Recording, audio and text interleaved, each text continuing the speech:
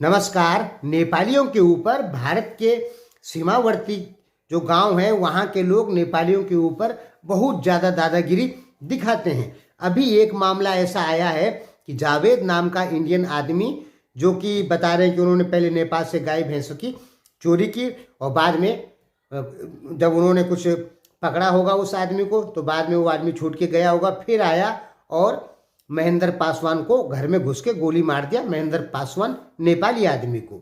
तो दोस्तों ये भारतीयों की बहुत ज़्यादा दादागिरी है नेपालियों के ऊपर। देखिए मैं बोलता नहीं हूँ, इसलिए नहीं बोलता हूँ क्योंकि इससे हमारे देश की बदनामी होती है, लेकिन दोस्तों बोलना तो पड़ेगा ना।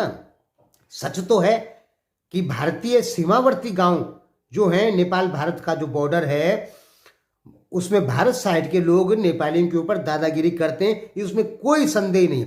नेपाली लोग सस्ते सामान के चलते भारत में आते हैं तो कई बार भारतीयों की दादागिरी का सामना उनको करना पड़ता है और ये केवल बॉर्डर साइड के लोग करते हैं। और इससे क्या होता है कि नेपालियों के दिमाग में भारत के प्रति नफरत बैठ जाती है।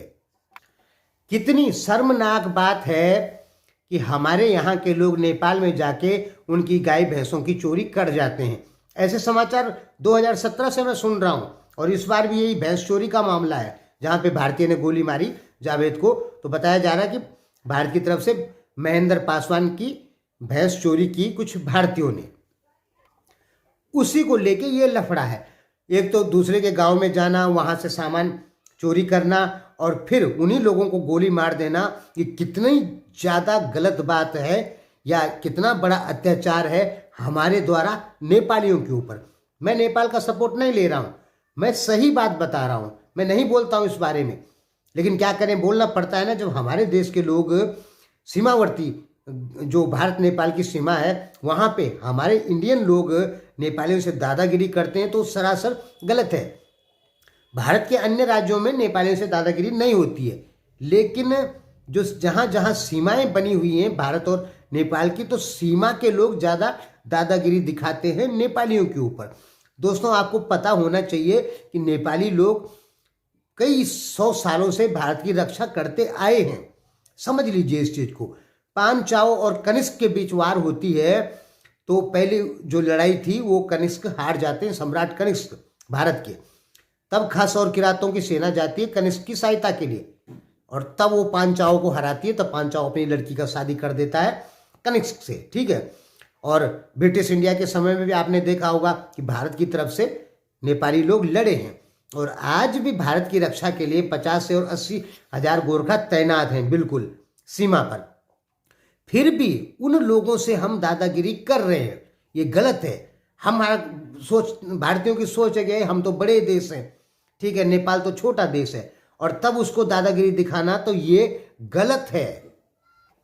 देखिए आम नेपाली लोगों ने हमेशा भारत के साथ में एकदम भाई की तरह रहने की कोशिश की है, ठीक है। हालांकि आजकल जो कुछ गलत हो रहा है तो उसमें हमारी द्वारा भी बहुत सारा गलती हुई है।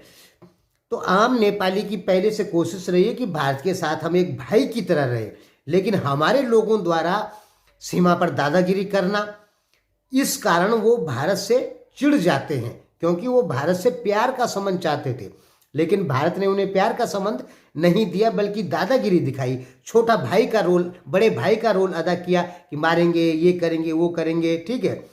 तो यही सब गलत हुआ है जो कि नहीं होना चाहिए था।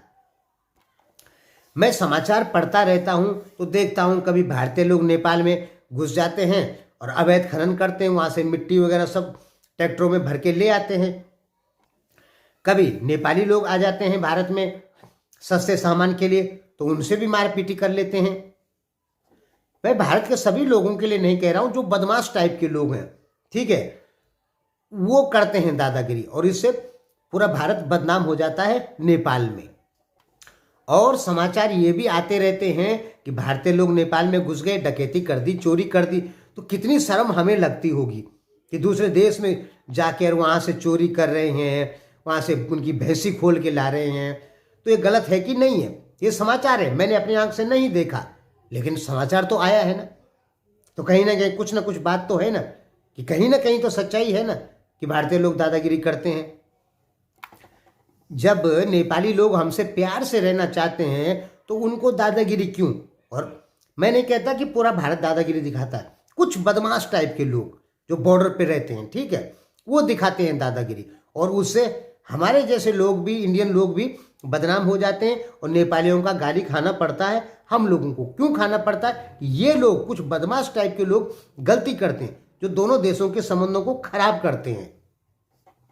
नेपाली लोग बोलते हैं कि हम ही लाई भारत ले हेपछा, यानी दबाता है भारत हमको हर मामले में कि ये मत करो, वो मत करो। चलो सरकार ने प्रेशर दिया, वो अलग बात है, वो सरकार का मामला है, उनकी सरकार कुछ गलत करेगी तो हमारी सरकार प्रेशर देगी, वो अलग चीज़ है। लेकिन आम जनता के बीच में ऐसा बिल्कुल नहीं होना चाहिए, क्योंकि सरकारें बदलती रहती है, सरकारों का भरोसा नहीं है, लेकिन जनता के संबंध खराब हो जाते हैं। और मैं नेपाली लोगों से ये कहना चाहता हूँ कि सभी भारतीय ऐसे नहीं होते हैं, कुछ 2-4 बदमाश टाइप के लोग, छीन झपटी करके खाने वाले लोग, कुछ ऐसे लोग हैं जो नेपालियों से दादागिरी करते हैं।